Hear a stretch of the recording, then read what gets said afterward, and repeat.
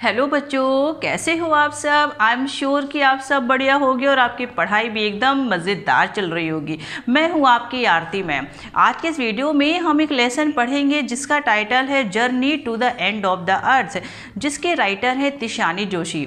इस लेसन में हम ये देखेंगे कि अंटार्कटिका में अगर हम जाएं तो हमें इस अर्थ की प्रेजेंट, पास्ट और फ्यूचर के बारे में पता चल सकता है। तिशानी जोशी ने इस लेसन में ये भी बताया है कि इस वर्ल्ड के अदर पार्ट्स में जितने भी छोटे छोटे चेंजेस होते हैं उसका डायरेक्ट इफेक्ट अंटार्कटिका में देखने के लिए मिलता है। बहुत सारे प्रोग्राम्स भी चलाए गए थे, लेकिन वो कितने सक्सेसफुल हुए ये तो आपको तब पता चलेगा जब आप इस वीडियो को लास्ट तक देखेंगे। तो ज़्यादा टाइम वेस्ट ना करते हुए आइए सीधा चलते इस लेसन की तरफ। तो बच्चों, जब ये लेसन स्टार्ट होता है तो इस लेसन की जो राइटर हैं तिशानी जोशी, वो एक रशियन रिसर्च शिप जिसका नेम था द अकेडमिक सोकास्की, उससे अंटार्कटिका की तरफ जाती हैं। अंटार्कटिका जो कि एक बहुत ही ज़्यादा ठंडा, ड्राइस्ट एंड द विंडिएस्ट कॉन्टिनेंट है वर्ल्ड का, ये आप सभी जानते हैं। तिशानी जोशी को पूरे 100 आवर्स लगते हैं वहाँ तक जाने में। इस 100 आवर्स में कार, एरोप्लेन और शिप तीनों की जर्नी को मिला के उनको 100 आवर्स लगते हैं जब वो वहाँ पे अंटार्कटिका पहुँचती हैं। अपनी इस जर्नी में उन्होंने 9 time zones, 6 check points, 3 bodies of water and कम से कम 3 इकोस्फीयर को क्रॉस किया था। अब 650 मिलियन ईयर्स पहले की बात करती हैं कि पहले अंटार्कटिका जैसी जगह नहीं थी। पूरा एक सदर्न सुपर कॉन्टिनेंट में गोंडवाना जगह थी। वो गोंडवाना जो कि बहुत ही ज़्यादा हॉट थी, बहुत ही ज़्यादा गर्म थी। अगर हम आज के टाइम की अंटार्कटिका की बात करें अगर तो मीन्स आप एक इजी लैंग्वेज में इसको ऐसे समझ सकते हो कि 650 मिलियन ईयर्स पहले अंटार्कटिका जैसी कोई जगह नहीं थी। केवल एक बहुत बड़ा सा कॉन्टिनेंट था जिसका नेम था गोंडवाना। ठीक है, बाद में ये जाके डिवाइड हुआ है, तब इसका नेम अंटार्कटिका पड़ा हुआ है। पहले ये जो टाइम था, जो अंटार्कटिका अभी जो बहुत ज़्यादा ठंडा है, जब ये गोंडवाना के ही अंदर था, मीन्स जब ये डिवाइड नहीं हुआ था गोंडवाना, तो ये बहुत ही ज़्यादा वार्मर था, बहुत ज़्यादा गर्म था और इसमें बहुत सारी वैरायटी थी फ्लोरा एंड फौना की। बहुत मीन्स मिलियन ईयर्स पहले जब डायनासोर्स की जो जाति थी, जो डायनासोर्स थे वो ख़त्म होने लगे और जो मैमल्स की एज जब शुरू हो गई, तब इस बड़े से लैंड मास को, मीन्स ये गोंडवाना को सेपरेट किया गया और उससे बहुत सारी कंट्रीज़ बनी, जैसे कि आज के टाइम में एग्जिस्ट करती हैं। मतलब आज जितनी भी कंट्रीज़ हम देखते हैं वो सब सिमट के एक गोंडवाना नाम से एक वो कॉन्टिनेंट था, उसमें सभी मिक्स थी। बाद में जब डायनासोर्स ख़त्म होने लगे और मैमल्स की एज स्टार्ट हो गई, तब इस गोंडवाना जो कॉन्टिनेंट था इसको डिवाइड किया गया और अलग अलग कंट्रीज़ बन गई। आगे तिशानी जोशी बताती हैं कि वो आखिर अंटार्कटिका क्यों जा रही हैं, वहाँ उनका जाने का पर्पस क्या है। तो वो कहती हैं कि अगर हमें इस अर्थ के, इस प्लेनेट के प्रेजेंट, पास्ट और फ्यूचर को जानना है तो वहाँ पे जाना बहुत ही ज़्यादा ज़रूरी है। ये ज़रूरी है कि हम वहाँ पे कॉर्डिलियन फोर्स को देखें, प्री कैम्ब्रियन ग्रेनाइट शील्ड को देखें, ओजोन एंड कार्बन को वहाँ पे जाके देखें, कैसे वहाँ पे इवोल्यूशन हुआ, कैसे एक्सटेंशन हुआ। ये आप सेम टू सेम ऐसे ही वर्ड याद कर लीजिएगा, क्योंकि यही वर्ड्स आपको लिखने पड़ेंगे। तो कहते हैं इसलिए वहाँ पे जाना बहुत ही ज़्यादा ज़रूरी है। जो अर्थ का 90% जो वाटर है, आइस वॉल्यूम है, वो वहीं पे अंटार्कटिका में ही स्टोर है। वहाँ पे जो आइसबर्ग हैं वो इतने बड़े बड़े होते हैं जैसे कि कंट्रीज़।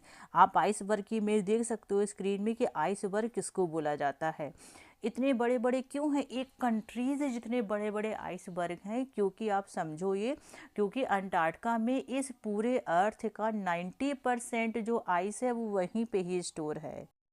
और आज के समय पे तिशानी जोशी बताती हैं कि सबसे ही ज़्यादा चर्चा का विषय बना हुआ है, सबसे ज़्यादा हॉट क्वेश्चंस ये है कि अंटार्कटिका में जो आइस शीट है क्या वो पूरी तरीके से मेल्ट हो जाएगी।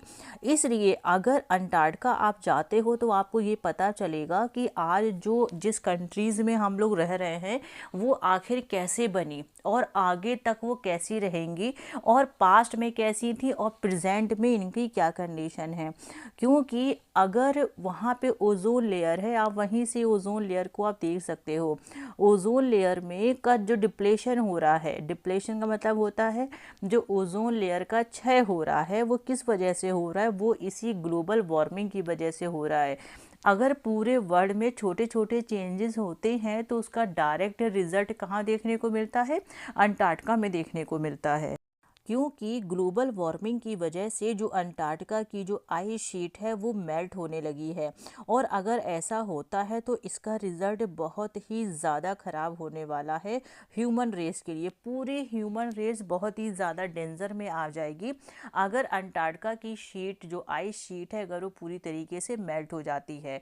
इसीलिए तिशानी जोशी वहाँ पे जाती हैं ये समझने के लिए कि आखिर वहाँ पे है क्या, कैसे हम इस अर्थ के पास्ट प्रेजेंट और फ्यूचर को समझ सकते हैं। आगे तिशानी जोशी बताती हैं कि जब वो अंटार्कटिका पहुंच जाती हैं तो उनका एक्सपीरियंस कैसा होता है। बोलती हैं वहाँ पे इतनी ज़्यादा ठंडा था, मीन्स जब आप समझो 90% इस अर्थ की टोटल आइस वॉल्यूम जब वहीं पे है तो बताती हैं कि केवल मेरा सर्कुलेटरी और मेटाबॉलिक फंक्शन ही नहीं बल्कि मेरा इमेजिनेशन पावर भी वहाँ ज़ीरो हो गया था। क्योंकि मैं जो कि साउथ इंडियन सन वर्शिपिंग मीन्स सूरज की पूजा करने वाले, और यहाँ पे तो बिल्कुल नामो निशान ही नहीं था ह्यूमन बीइंग्स का। कोई ऐसा मार्कर ही नहीं था जहाँ से ये पता चले कि यहाँ लोग रहते भी होंगे। ना वहाँ कोई ट्रीज थी, ना ही कोई वहाँ पे साइन बोर्ड था, ना ही कोई बिल्डिंग थी। मीन्स वहाँ पे जाने के बाद आपको लगेगा कि आपके इस अर्थ से सारे ही कनेक्शंस ख़त्म हो चुके हैं और आपको ऐसा लगेगा जैसे कि आप वहाँ पे पिंग पोंग बॉल की तरह ना आप वहाँ पे मूव कर रहे हो। आगे इस लेसन में हम देखते हैं कि तिशानी जोशी बताती हैं कि जो ह्यूमन सिविलाइजेशन है वो तो कम से कम 12,000 सालों पहले ही डेवलप हो गया था।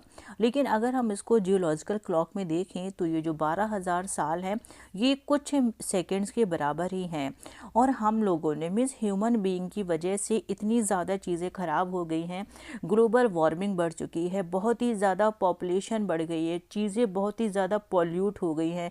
क्योंकि जो ह्यूमन बीइंग है वो नेचर को डोमिनेट करने की कोशिश करता है, वो नेचर को छेड़ता है, डिफॉरेस्टेशन करता है, जिसकी वजह से ग्लोबल वार्मिंग बहुत ही ज़्यादा बढ़ चुकी है। वैसे तो इस अंटार्कटिका जैसी जगह में बहुत सारे सेलिब्रिटीज़ आ चुके हैं, कई बार आ चुके हैं, इनको लाया गया है यहाँ पे, लेकिन उनको लाने से यहाँ पे कोई भी फ़ायदा नहीं हुआ क्योंकि शायद वो लोग इस चीज़ को लेके इंटरेस्टेड ही नहीं थे कि अंटार्कटिका में चीज़ें पहले कैसी थी क्या थी।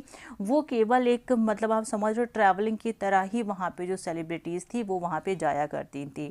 फाइनली एक प्रोग्राम चलाया गया जिसका नेम था स्टूडेंट्स ऑन आइस। इसी प्रोग्राम के चलते हुए ही ये तिशानी जोशी गई हुई थी उस रिसर्च शिप में जिसका नेम था अकेडमिक सोकास्की, जिसके बारे में हम लोगों ने स्टार्टिंग में बात की थी। और ये जो प्रोग्राम है स्टूडेंट्स ऑन आइस, इसको जो हेड कर रहे थे वो थे कनाडा के जियाफ ग्रीन, जो बहुत ज़्यादा थक चुके थे यहाँ पे सेलिब्रिटीज़ को ला ला के, कई सारी सेलिब्रिटीज़ को, रिटायर्ड पर्सन को। लेकिन इस बार उन्होंने सोचा कि वो कुछ और करेंगे, तो वो सारे हाई स्कूल के स्टूडेंट्स को यहाँ पे लेके आए। उनमें से एक तिशानी जोशी भी थी जो कि जियाफ ग्रीन थे, जो कि इस प्रोग्राम को हेड कर रहे थे। वो हाई स्कूल के बच्चों को इसलिए लेके आए थे क्योंकि बहुत सारे रिटायर्ड पर्सन को, बहुत सारे सेलिब्रिटीज़ को लेकर तो आए थे, लेकिन इसका कोई रिजल्ट नहीं निकला था। इसलिए उन्होंने इस बार एक बार प्रोग्राम चलाया जिसका नाम रखा स्टूडेंट्स ऑन आइस। और इसमें वो बच्चों को इसलिए लेके आए क्योंकि जो बच्चे हैं वो फ्यूचर जनरेशन है, वो पॉलिसी मेकर्स हैं, वो लाइफ चेंज कर सकते हैं। लेकिन वो लाइफ चेंज कब करेंगे? जब वो रियल में एक्सपीरियंस करेंगे। जब तक वो अपनी एज में आएंगे तब तक वो समझ चुके होंगे चीज़ों को, वो एब्जॉर्ब करना सीख जाएंगे। ग्लोबल वार्मिंग का, पॉपुलेशन का, पॉल्यूशन का कितना ज़्यादा असर हो रहा है अंटार्कटिका के ऊपर, और जब तक वो अवेयर होंगे तभी तक चीज़ें ठीक रहेंगी। इसलिए बच्चों को अवेयर कराना बहुत ही ज़्यादा ज़रूरी था, उनको रियल में ये एक्सपीरियंस कराना बहुत ही ज़्यादा ज़रूरी था। इसीलिए जियाफ ग्रीन यहाँ पे बच्चों को लेकर आए हुए थे अंटार्कटिका, जो कि बहुत ही अपने सिंपल इकोसिस्टम की वजह से और लैक ऑफ बायोडाइवर्सिटी की वजह से ही ये एक परफेक्ट प्लेस है ये जानने के लिए कि इन्वायरमेंट में चेंज होने का असर अंटार्कटिका में क्या होगा। अब आगे इस लेसन में बात होती है फाइटोप्लैंक्टन्स की, जो कि एक सिंगल सेल्ड प्लांट्स होते हैं। ये पूरे सदर्न ओशन की फूड चेन को नरिश करते हैं। क्योंकि ये सन से एनर्जी को एसिमुलेट करते हैं, कार्बन को एसिमुलेट करते हैं और ऑक्सीजन को सप्लाई करते हैं। अगर ओजोन लेयर में ज़रा सा भी डिप्लेशन होता है तो वो जो वहाँ का इकोसिस्टम है, जो मरीन एनिमल्स हैं, उनको बहुत ही ज़्यादा हार्म होगा। आगे तिशानी जोशी बोलते हैं कि अब हमारा जो शिप था जिसका नेम था अकेडमिक सोकास की, वो अब पूरी तरीके से बहुत ही थिक, बहुत सी मोटी आइस शीट के ऊपर चल रहा था। आइस शीट इतनी ज़्यादा मोटी थी कि अब उसमें चलना मुश्किल हो गया था। वो जो आइस शीट थी उसकी वजह से जो शिप था वो बिल्कुल भी आगे नहीं बढ़ पा रहा था। तो हमारे कैप्टन ने डिसाइड किया कि अब हम लोग यहाँ से वापस नॉर्थ की तरफ जाएंगे। लेकिन हम ऐसा कर पाते इसके पहले ही हमें इंस्ट्रक्शन दिया गया कि हम सब एक गैंग प्लैंक, आप देखो इसको गैंग प्लैंक बोलते हैं, आप स्क्रीन पे देख सकते हो। इस गैंग प्लैंक की हेल्प से हम सब नीचे उतरते हैं और हम सब टोटल 52 लोग थे और हम सब लोगों ने नीचे उतरे तो हम लोगों ने सेफ्टी के लिए अपने ग्लेयर्स पहने और हमने गोरटेक्स पहनना इसलिए भी ज़रूरी था क्योंकि आप बेयर आँखों से आप उस आइस शीट को नहीं देख सकते थे। तिशानी जोशी बताती हैं कि वो एक्सपीरियंस बहुत ही वंडरफुल था क्योंकि दूर दूर तक हम जहाँ भी देख रहे थे हमें हमेशा केवल वाइटनेस ही दिख रहा था क्योंकि हर जगह पूरी बर्फ़ फैली हुई थी। हमने उस बर्फ़ के नीचे देखा तो 180 मीटर पे भी एक लिविंग वर्ल्ड था जहाँ पे ब्रीदिंग सॉल्ट वाटर बहुत ही ज़्यादा था।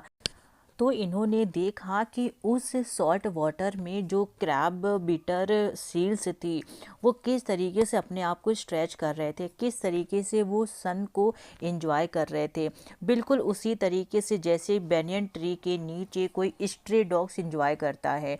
क्योंकि जो सन की लाइट है जब वो आइस में पड़ रही थी तो जो क्रैब बीटर सील्स थे वो मज़े कर रहे थे।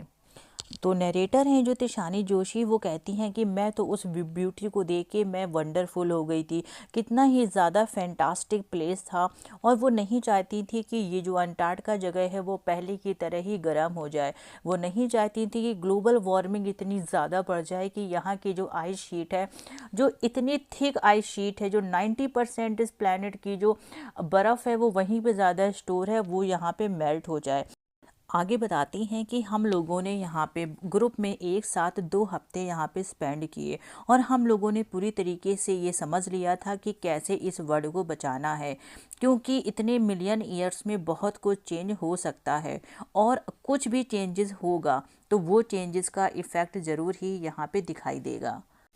तो आई एम श्योर कि आपको समझ में आया होगा कि आखिर इस लेसन में है क्या। तो आज के वीडियो में बस इतना ही। Thank you so much.